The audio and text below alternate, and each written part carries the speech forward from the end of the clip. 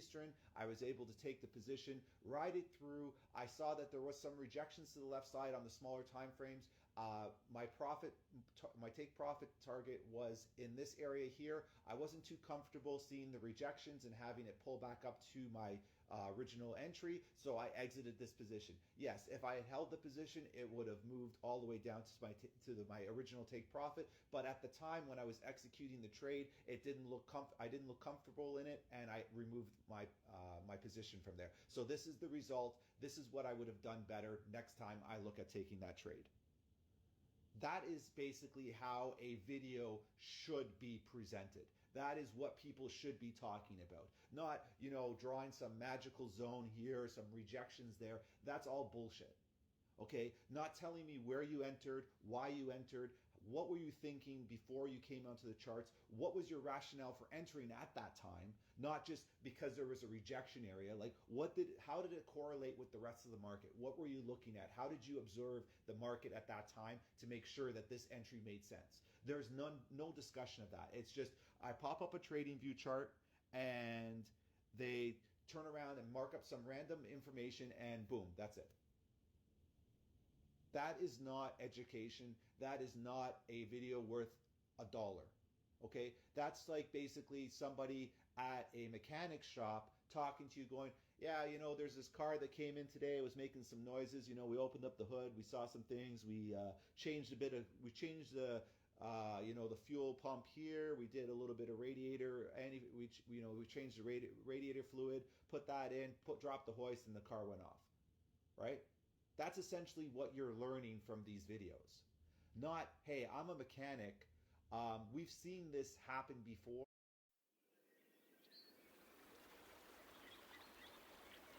XYZ, and when we noticed that, based on the noises we were hearing, we were able to go through a checklist and figure out exactly what had happened. Now, if we had not done this, we would have missed this information, but we also saw this and we added this for the customer.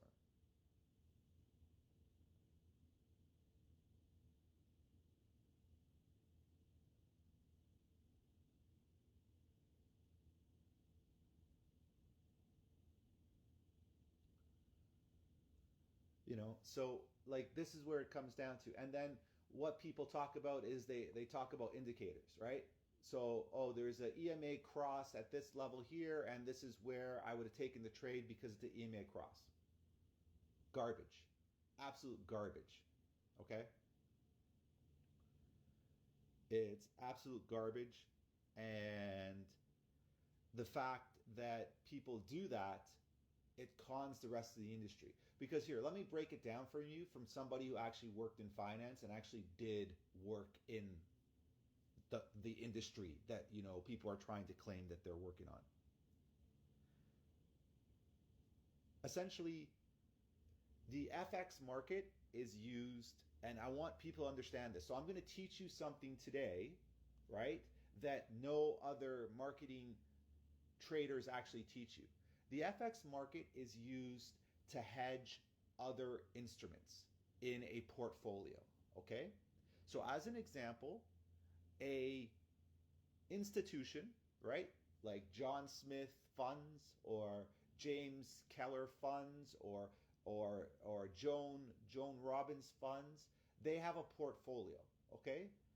So that portfolio has multiple asset classes in it, right? So you could use real estate as an asset class, equities as an asset class, fixed income as an asset class, bonds as an asset class, right? So there's multiple vehicles where people are trying to earn money off of, okay? Now, when you talk about FX, FX is used to hedge a lot of those different instruments. And essentially what happens there is if a portfolio has an international holding, say from the UK or from the US, and they're in another country, they will buy that currency to hedge that current asset. That is the reason why currency moves all day. That is the reason why things move all the time. Okay? The bank is not sitting there clicking a buy and sell button every day to trade the currency. what they're doing is they're either accumulating currency or they're offloading currency. They're not trading it like it's like a day trade. We take advantage as retail traders and we trade that way because we're taking advantage of how the market is pricing certain instruments. And that is what happens in the FX industry. So all these indicators, all these charts, these things were made for the retail trader to feel comfortable donating their money into the markets. Okay? You have to understand that concept that the charts were made for retail traders. Institutions, fund companies, banks, they don't use charts to map out price of USD CAD. They don't use price, or they don't use charts to map out USD JPY or GJ or gold. They have a flow. It's basically a order book that they see where the volume of price is going in and out. And they execute based on that. And then when it hits a certain level based on fundamental data, price goes up. And when it hits a certain level based on price on fundamental data, price goes down. That is how price works in the real world. In the retail environment, to create a idea that trading is easy, that anybody can do trading, they made all these indicators, they made these charts, and essentially what they've done is they've created a false narrative. And the people that are selling said ideas are talking about how these indicators work, how they're magical, how if you use them, they're gonna give you insight. They don't give you anything. Indicators lag. They provide you historical price information. They don't provide future price information. Okay? You want to know how we know that they don't provide future price indication? Okay? Open up an indicator and put it on your chart. Okay? Just take your chart right now if you're in front of your computer and open up a chart and open up an indicator. Where does your indicator stop? It stops at the current price. So tell me how that indicator is going to help me with future price.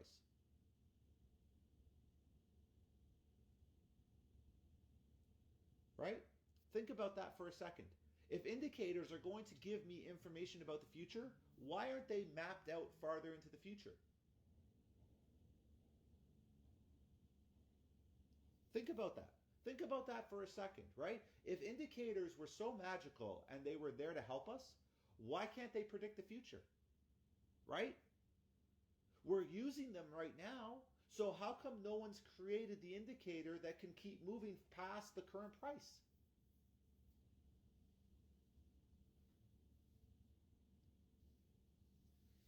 I mean, doesn't that make sense? Like, all I'm doing is talking logic here. And the problem is, when we talk logic, people are afraid of that because it takes away their ability to sell things. Right? How can you teach trading now as a marketing person on Instagram if you don't know anything about fundamentals? You never finished school, you didn't take any economics classes, you didn't take any finance classes, and now you can't talk about indicators.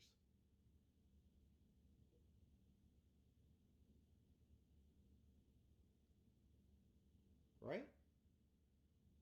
Now, how do you sell a course? How do you sell a course when you don't have any financial background? When you've never talked about when you never talked about fundamentals, when you've never finished school, you don't have any life experience. How can you teach a course?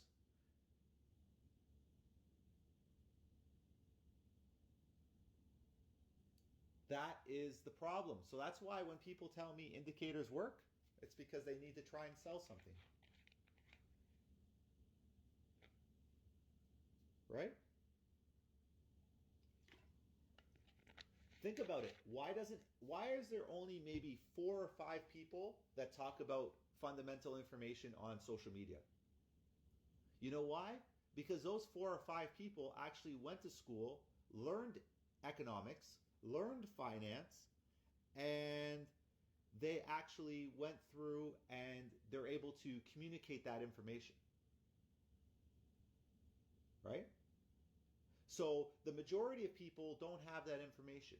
Now, there's always going to be the argument, and I see people posting here, that people who drop out, there are some success stories.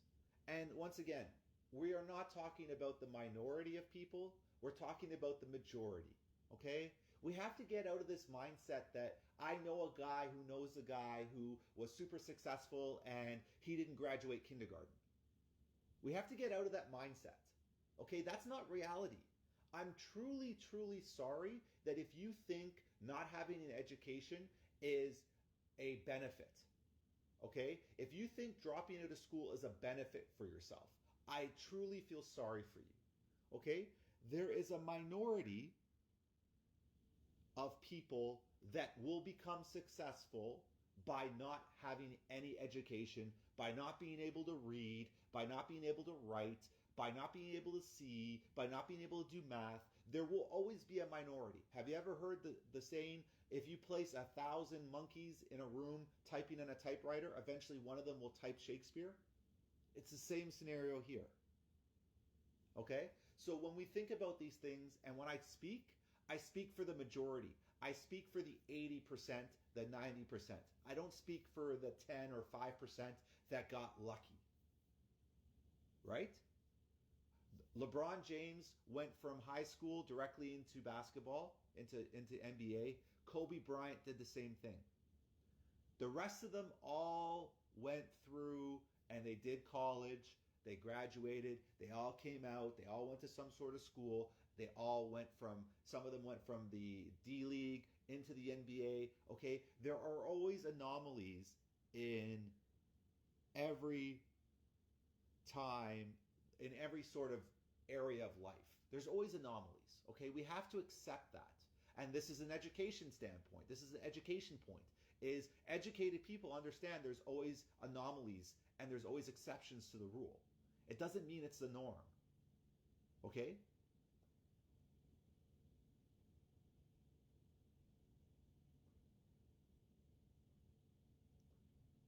So when we look at this and we say, okay, how am I going to learn to become a successful trader?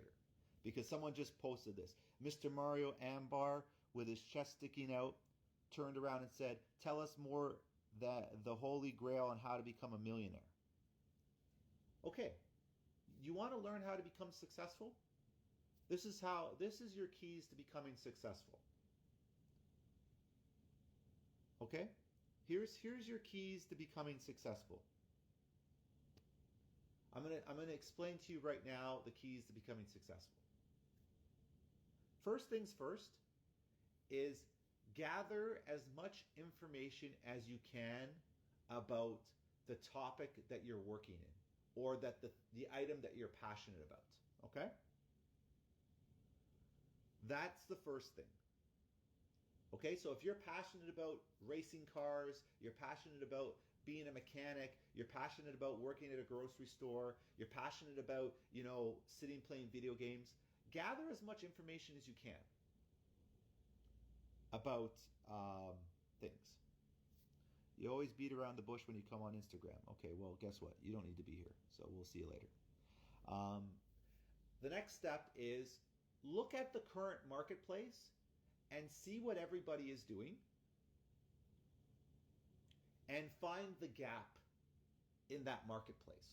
Where is there a gap? Okay, so we'll go right back into the FX markets. Okay, we'll go right back in there and we'll go back into the FX market since, we talk about this all the time. Okay, what is the current marketplace? Okay, the current marketplace is everybody sells a course, everybody has a broker, everybody has a funding company, everybody sells signals, right? Pretty much that's the landscape right now. If you go onto Instagram, anybody who drives a supercar sells a course. There's nobody on Instagram that actually drives a supercar or a fancy car or has something fancy that doesn't sell something. Okay? There isn't anybody there. I wait to hear somebody that actually that posts all the stuff that they have without selling anything, that are just hanging out. Okay? So that's the first thing. The current gap in the FX industry is education. Okay? And you know what the education is? The education is the deep dive of how to do what you do well. That doesn't exist. Because the people that are selling education have never deep dived themselves to understand how to do things, because truthfully, a lot of them don't necessarily trade often enough. They're not involved in the markets. They've never shown an account for longer than 2 months, 3 months. Okay? There's nobody out there that can show a year's worth of history, 2 years worth of history. I mean, there's a couple of people. I mean, I don't want to pat myself on the back, but people like me. But it's because there's no benefit for them to show that information when the fact remains people still believe that they're good at something because they see material goods.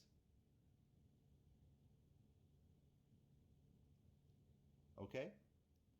And at the end of the day, the gap here is people that have actually traded on a daily, a weekly, a monthly basis have the data to support the information that they're giving. Because here's the thing. Here's the scenario that you're running into right now in the current industry. And here is the gap. Here is the current gap. People who teach other people how to trade do not teach from a historical library of their own trades. Right? They teach ideas of how you could trade. They don't teach from what they've learned. And the challenge has always been, and I've done this from when I started teaching, and when I taught people in 2016, 2017, 2018, and I stopped, I pulled information from how I traded the markets and what I saw in the markets every day. So I was able to give you information that actually made sense. There's a reason why everybody trades 8 a.m. Everyone trades 8:20 a.m. Everyone's aware of how 9:30 reacts. Everyone's aware of London close. There's a reason, because people like myself and a few others were able to dissect the market exactly where things are happening.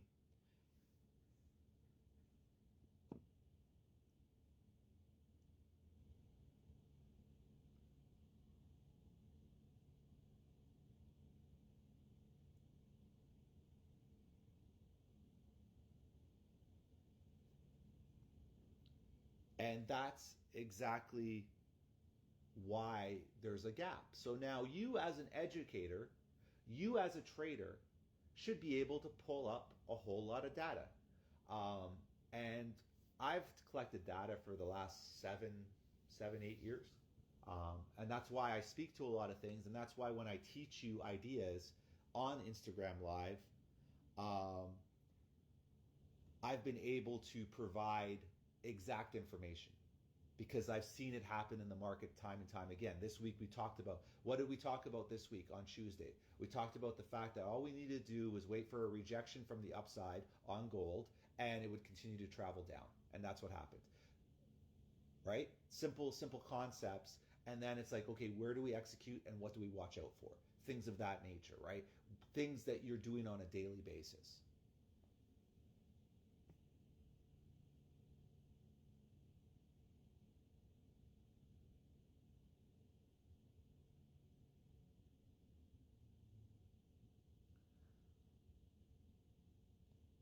All right. I'll let people catch up here. There's like all these infighting of, I don't know what, like,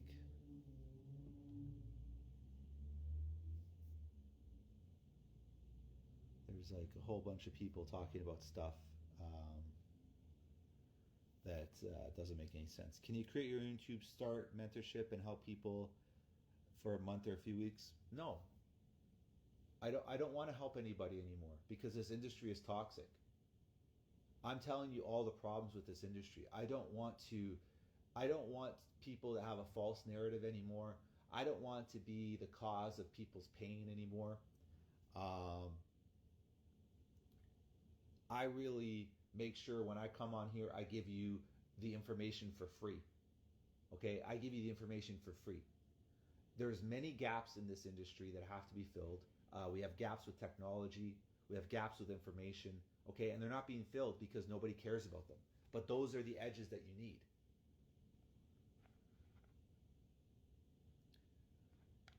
And the problem is, at the end of the day, people don't have the information in front of them to pass on to others. So they just repeat the same crap over and over again. Okay? And that's the problem. And that's what ends up happening on a daily basis. And that's the reason why 90% of retail traders fail.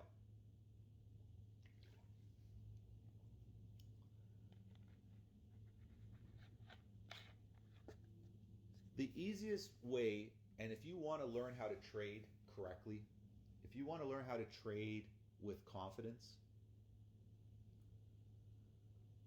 I will go through this right now for everybody. Okay, I will go through a high level 5-minute pitch on how to trade correctly. Okay, so the first thing you're going to do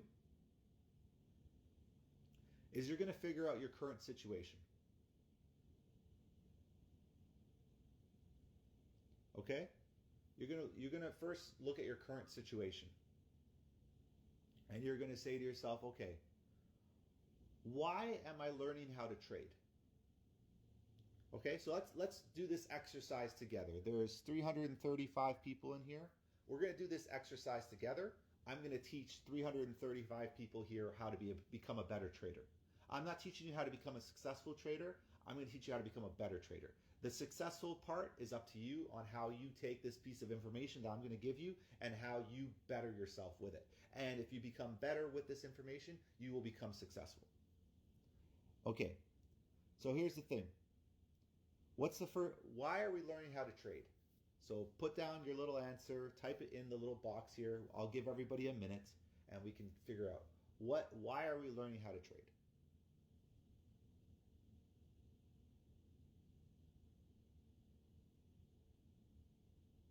Okay, so let's take a look. Okay, we got some people. Mr. Burner is saying he wants to trade on his rooftop. That's pretty cool.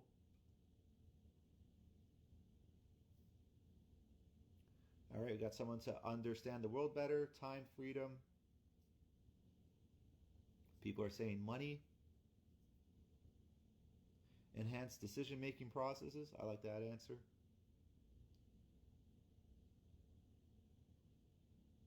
Because we like it. That's probably a good answer.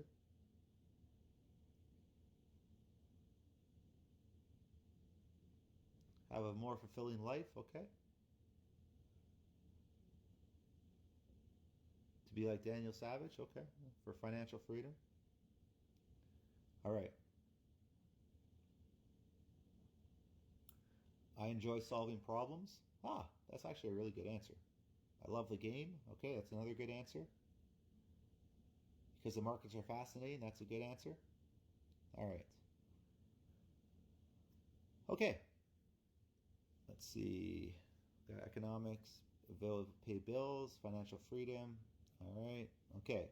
So let's basically do this. I'm going to get myself a piece of paper so that I can remember these kind of answers so I can talk to them, because that's what a good person does.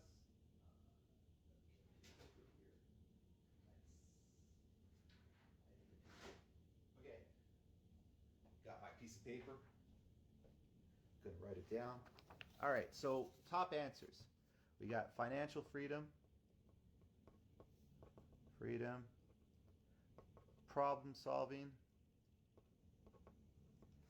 like it, enhance, your, I guess, intelligence or education. Yeah, I'll put education or literacy, financial literacy. Let me do that. Okay.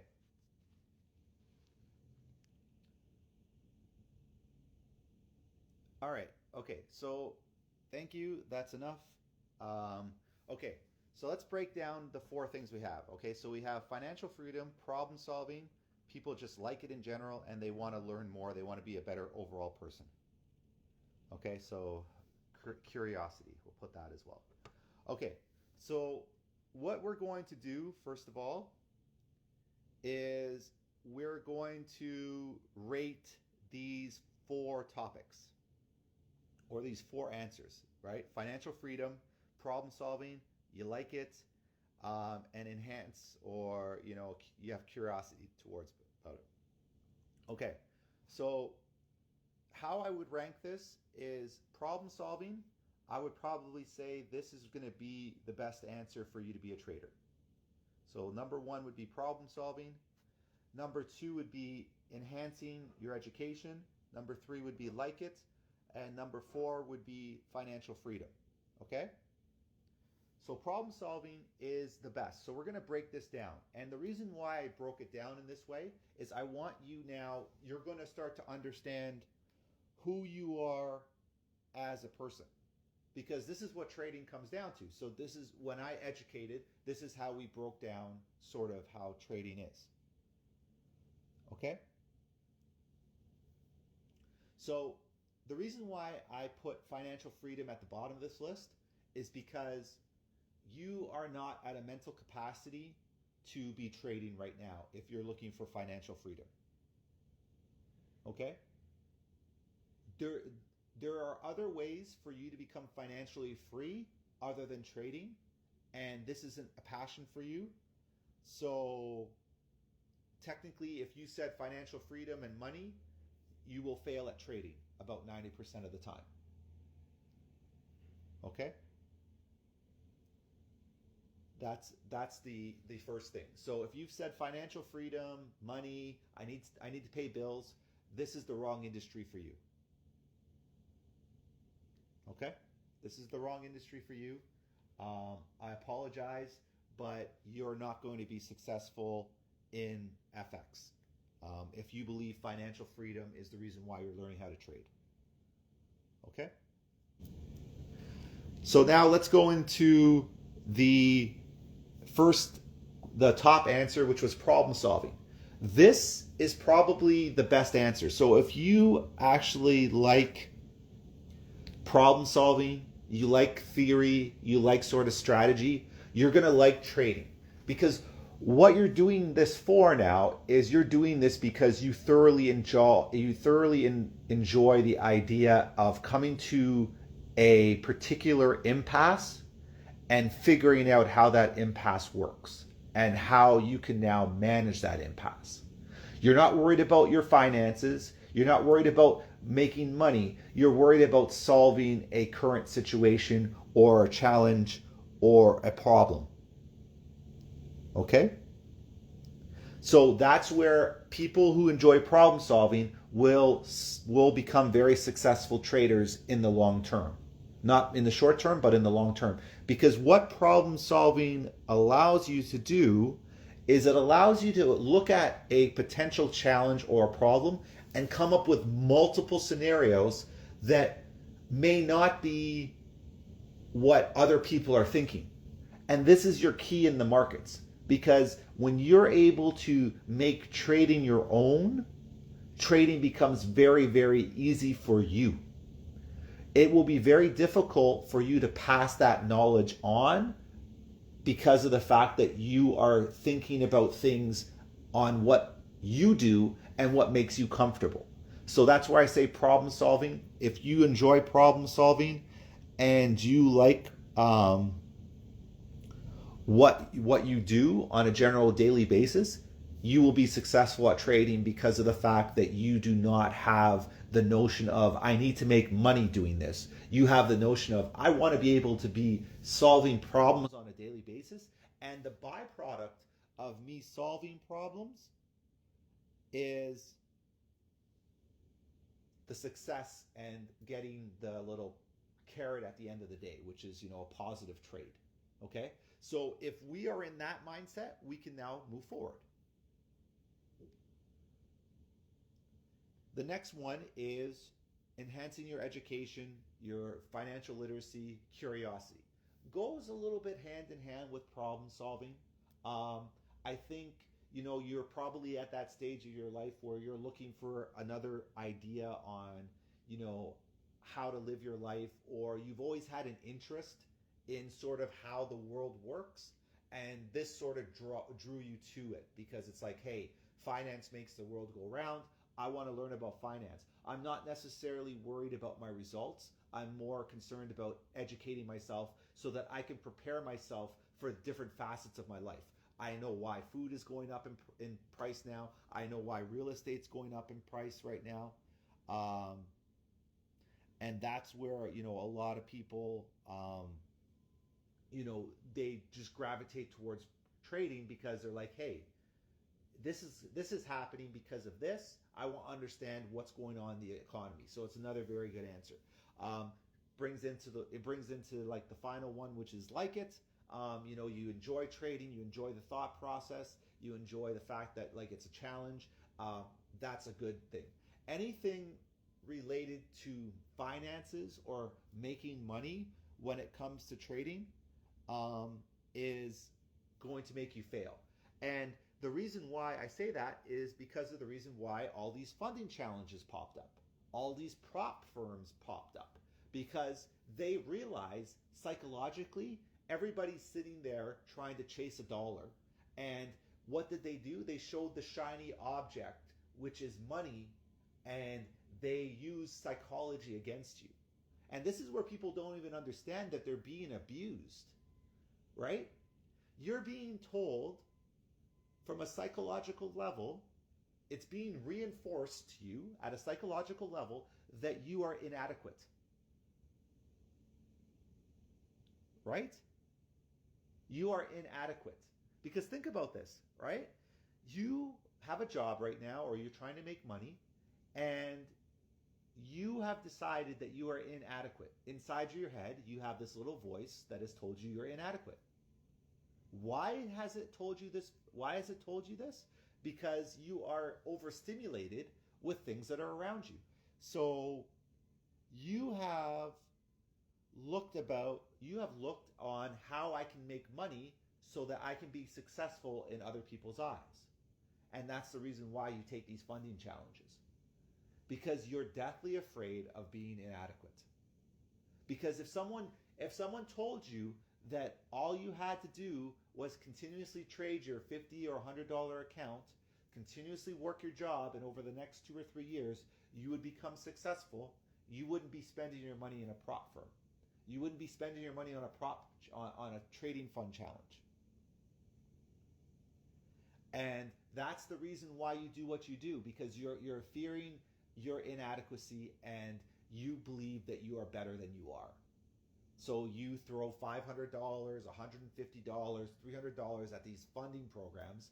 You magically you pass the funding program on these demo challenges. You get these accounts and you make an extra $500 or $1,000 or whatever it is. And then a month later you blow it because you didn't follow the rules. And now you're back at square one.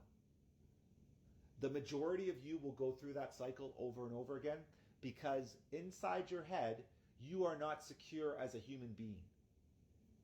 And this is exactly the reason why many, many traders fail. And this is the key insight on why do you want to learn how to trade.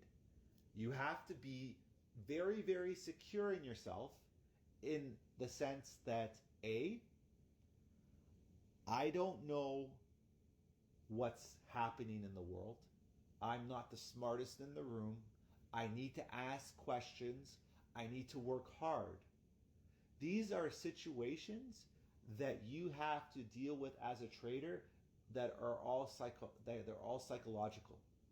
You have to accept that you're a failure in this environment and that it's going to be very hard for you to become successful. When you strip yourself down and you start to realize that, hey, this is going to be difficult for me, I don't have any place or anyone to compete against, I'm working just through myself, you will become successful. The challenge is being honest with yourself and removing yourself from all the distractions of people saying that you can't do it. You need a certain account size to be successful. You need to get a certain risk to reward to be successful. You need to take signals. You need to pay for courses. You need to take funding challenges. You need all this stuff to become successful. When you remove all that noise and it's just you, if you can sit there quietly and actually understand who you are as a person, this will change your entire mindset of you as a trader, you going to execute. So that's why I say financial freedom is at the end of your journey when it comes to trading. It's not the beginning reason on why you want to learn how to trade. So, like I said, if you're thinking to yourself, so there's 380 people here right now, if you put down on your piece of paper, and be honest with yourself, if you put down financial freedom, make money, pay bills, buy this, buy that, help my family, help myself to become, financially secure, whatever you did revolving around finance, when it comes to learning how to trade, you are on the wrong path already. So my suggestion is you take a step back and you say to yourself, okay, if financial freedom is my goal, if someone hands me $10 million tomorrow, would I really want to trade? Would I really want to trade? If someone paid off all my bills tomorrow, would I be wanting to wake up in the morning and look at the charts? Be honest with yourself. This is a test for you. You don't have to tell me your answer, but you have to sit with yourself and be honest with yourself. The fastest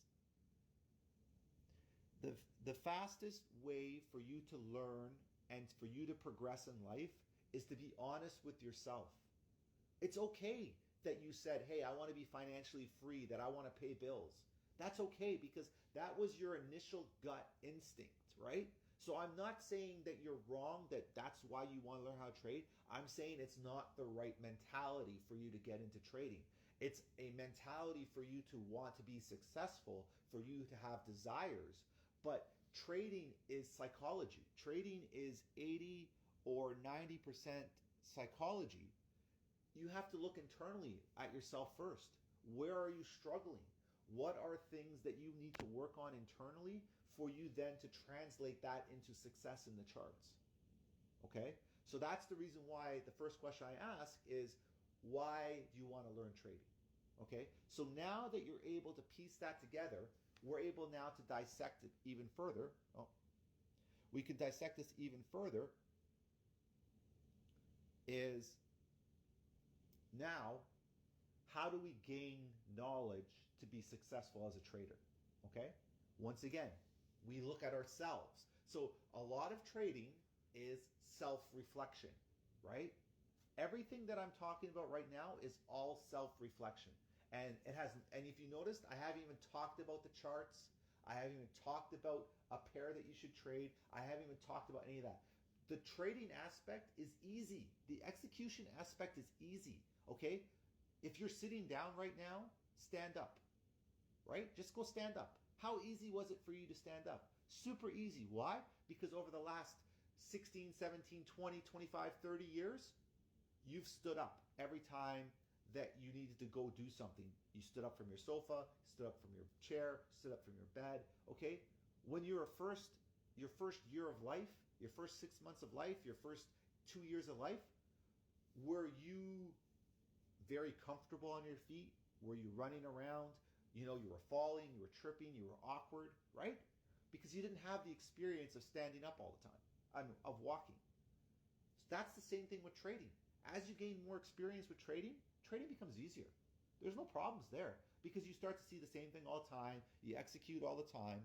You do all those things and you start to see those elements, and the trading's very straightforward.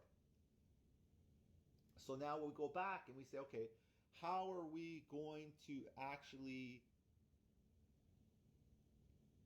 trade? What are we doing as a trader? Okay, so what am I doing psychologically as a trader to prepare myself to be in the markets?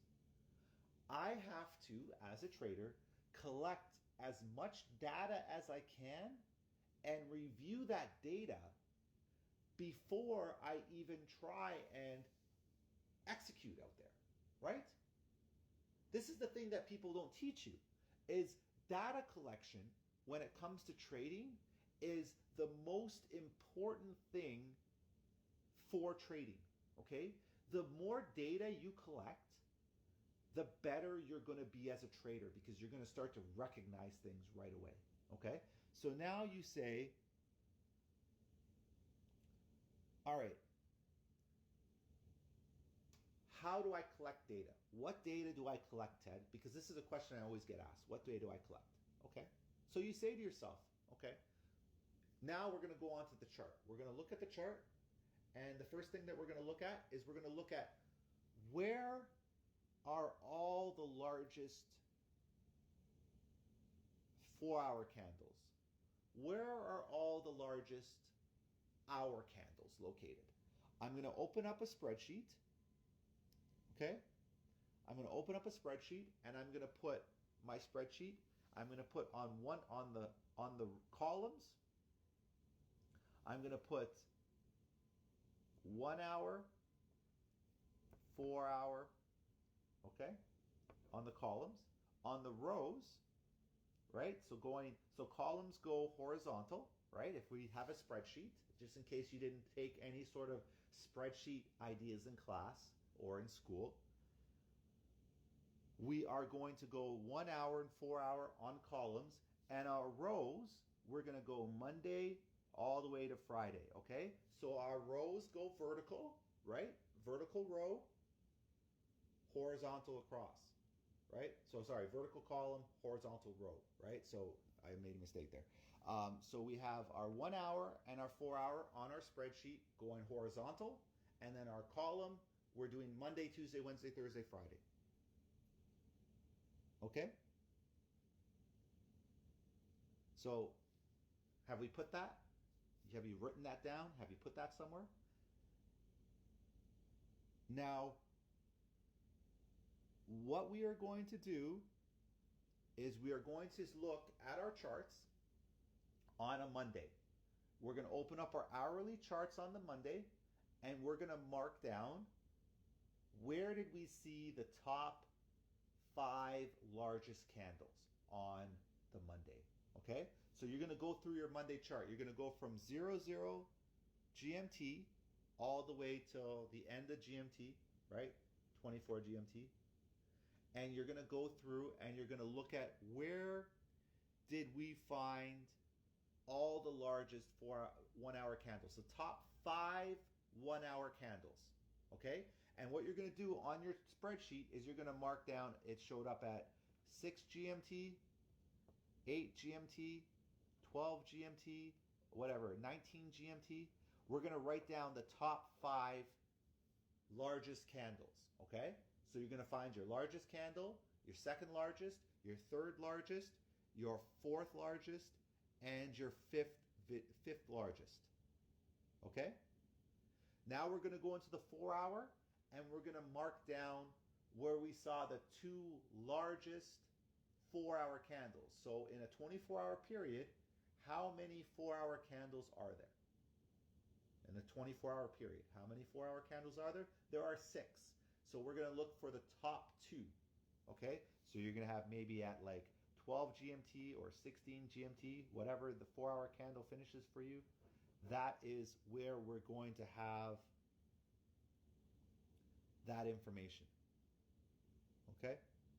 So now, on our Monday, we've written down that information. Tuesday, we're going to go do that same thing again. Wednesday, same thing again. Thursday, same thing again. Friday, same thing again.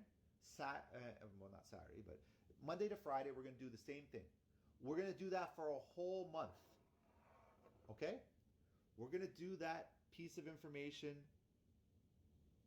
for a whole month. Okay, so you have your spreadsheet. You can map it out any which way you want, but I want the top 5 hourly candles for each day for a month. So there's 20 trading days in a month. The top 5 candles for hourly, the top 2 candles for 4 hour. Okay? So for a whole month. Okay? The largest candles you can find, the largest body, right? So just measure them out. Look at, if you have to take a ruler, just figure it out. Use your eyes and see where the largest candles are on a daily chart for the hourly candles and a daily chart for the 4-hour candles. That's all we're doing. Okay? Now you should have 20 days of data.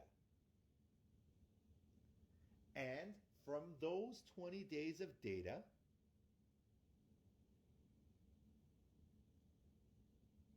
you now have information. And what you do is you say, okay, I'm trading GJ, and I noticed that Monday, Tuesday, Wednesday, Thursday, Friday, one of the largest candles that I've seen comes at X GMT. So it could be 7 GMT, 8 GMT, 12 GMT. Make that note. Okay? Now what you're looking for is you're looking to compare all your data. Okay? Now you're looking to compare all your data. So you're going to see through the fact that we have 100-hour candles, right? Because we did 20 days of 5 1-hour candles. Is that correct? So you have 100 candles. Out of those 100 candles, take the top 20 candles or top 30 candles, and where did they appear the most at a certain time, right? So was it on Mondays, Tuesdays, Wednesdays, Thursdays, or Fridays? You'll start to see a pattern. Okay? You'll start to see a pattern. Go to the 4-hour, do the exact same thing. So now you've taken data points and you've said to yourself, hey, I notice now on Wednesdays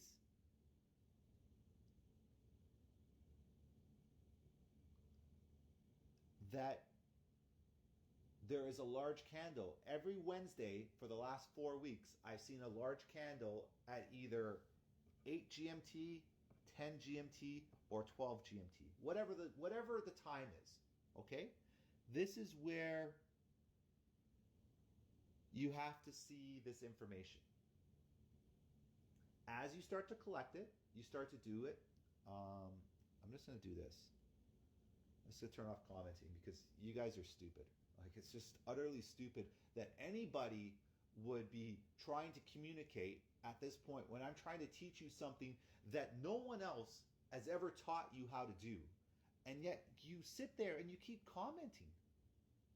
How dumb and how stupid can you be as an individual to come on an Instagram live where the screen is black on purpose and you keep asking such stupid questions? Oh, I can't see anything. Can't see anything. Don't you think that if there was a problem, I would have already fixed it? I am above average intelligence. I know when something is broken, when something's not working, when the screen is black.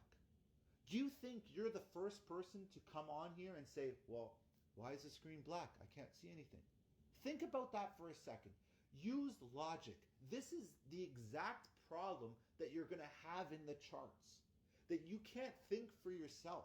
That you had to go and ask a question on an Instagram live that was so obvious. Yes, the screen is black. You know what you could have done? You could have jumped off Instagram live, taken a look and saw that your screen is working, jumped back in and saw that it was black. You didn't even have to ask a question. You could have just done it yourself. This is the stupidity, the level that people are at in terms of stupidity. And then they say, I want to make millions of dollars in the market. How do you expect to make millions of dollars in the market when you have the attention of a fucking squirrel? How?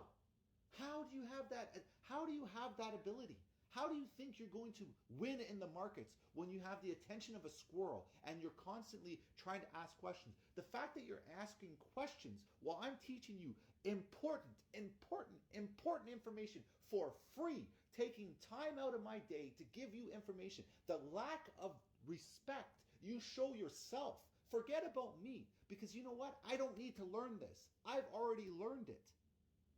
You guys haven't learned it. It's incredible. It's absolutely incredible how stupid people are. And then you wonder why I don't want to teach people. This is the reason why. And there are 10 seconds left. I will have to jump back on and we will start again in a minute.